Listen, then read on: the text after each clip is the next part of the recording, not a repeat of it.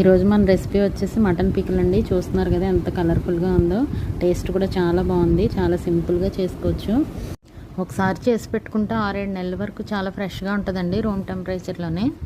సహజంగా వర్షాకాలంలో పచ్చళ్ళు తినాలనిపిస్తూ ఉంటుంది కదండి. ఈ పికిల్ చేసుకుని పెట్టుకుంటే చాలా హాయిగా భోజనం కంప్లీట్ చేసేయచ్చు. ఇంగ్రీడియంట్స్ అన్నీ స్క్రీన్ మీద మెన్షన్ చేశాను. తప్పకుండా ట్రై చేసి మీకు ఎలా కుదిరిందో కామెంట్ చేసి చెప్పండి. అలాగే లైక్ చేసి సబ్స్క్రైబ్ చేసుకోండి.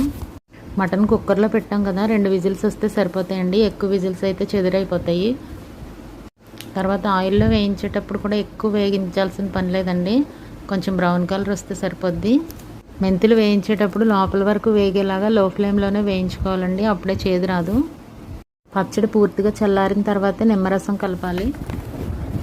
ఏ పచ్చళ్ళకైనా వేరుశనగ నూనె కానీ గానుగ నూనె కానీ వాడాలి. నేను ఇక్కడ వేరుశనగ నూనె వాడాను. బాగా ముదిరిన మటన్ పచ్చడికి పనికిరాదండి.